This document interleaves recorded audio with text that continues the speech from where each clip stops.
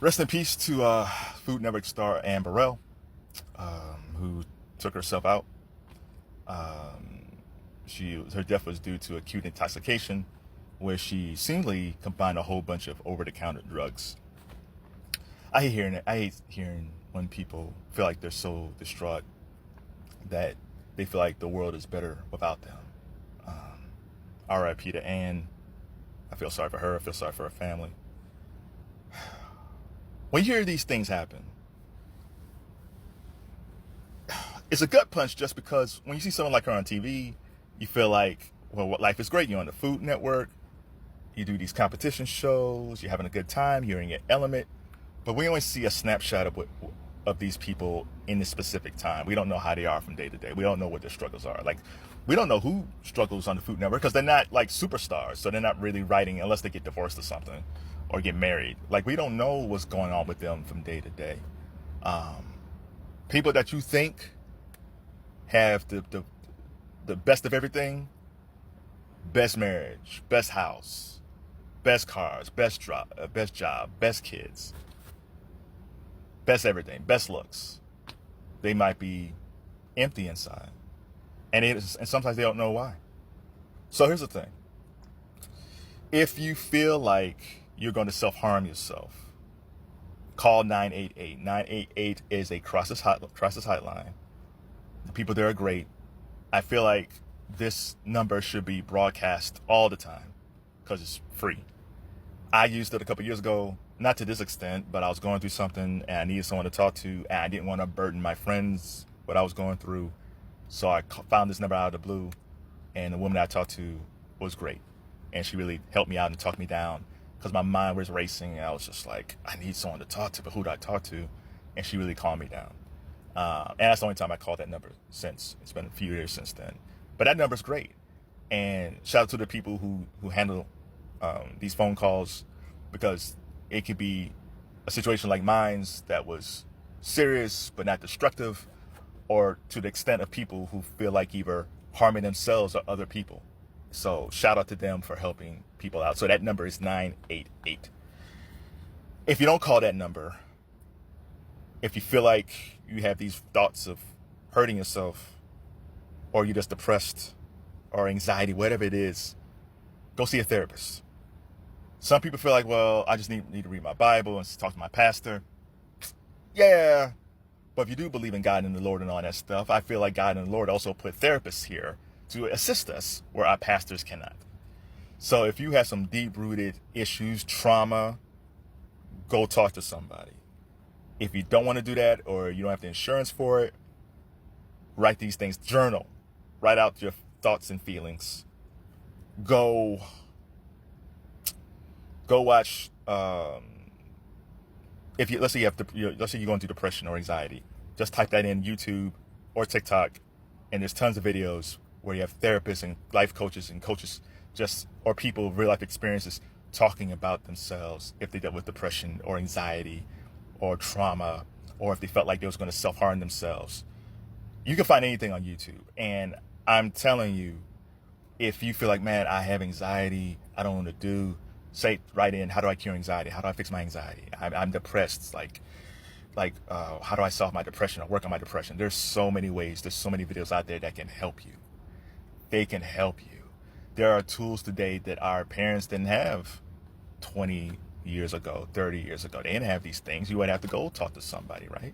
So you can stay at home and watch these videos. You can journal. Even AI, use ChatGPT. Now, it's not the best way to go sometimes, but hey, ask ChatGPT. Ask them, what would Dr. Phil think? Like, I've gone through a breakup and I feel horrible and I feel like maybe self-harming myself. Well, what would Dr. Phil say? And it might spit out some information right to you. Now, it also will probably tell you go see a therapist or go to the hospital. It probably will tell you that. But there's so many tools out there where you don't have to take yourself out. I don't know what's going on with Anne Burrell. I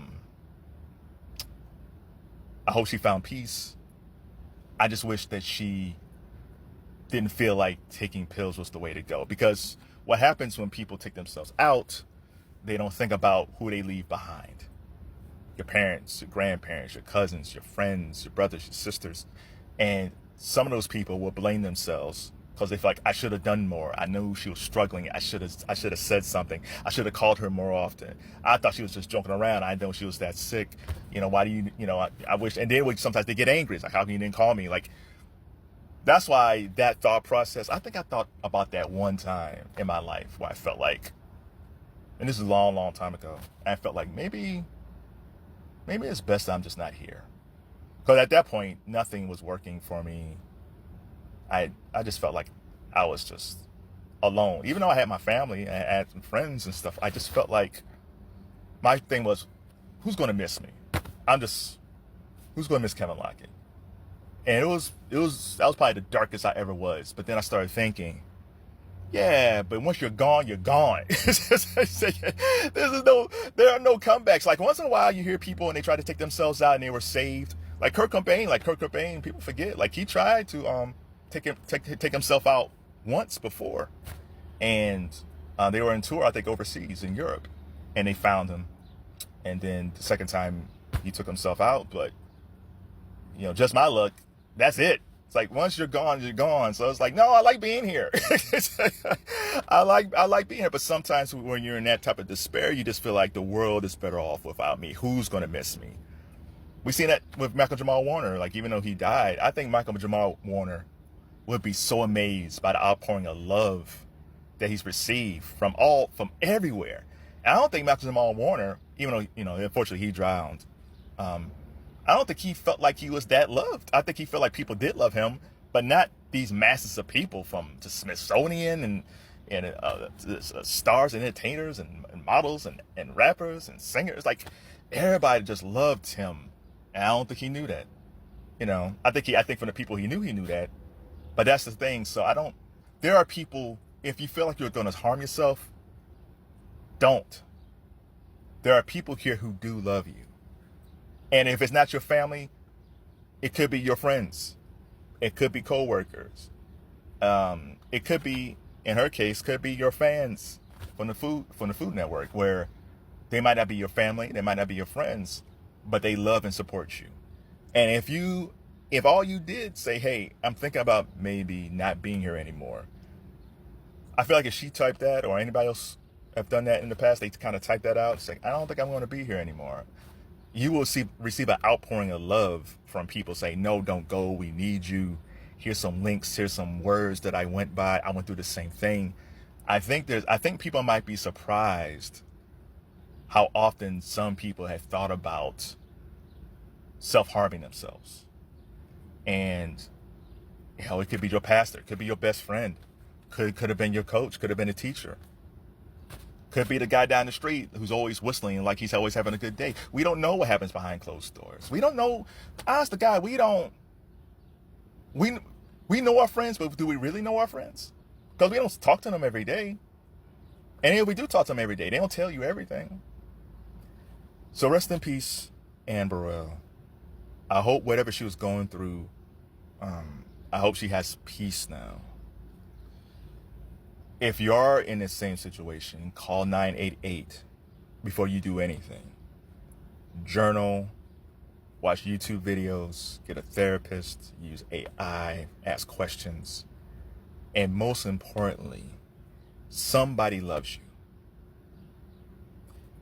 It might be your family, it might be your friends, it might be your coworkers, it might be your social media family. There's somebody who loves you who's going to miss you. So if you ever thought about it, don't, because we'll miss you. And if you're in crisis, call 988. That's 988.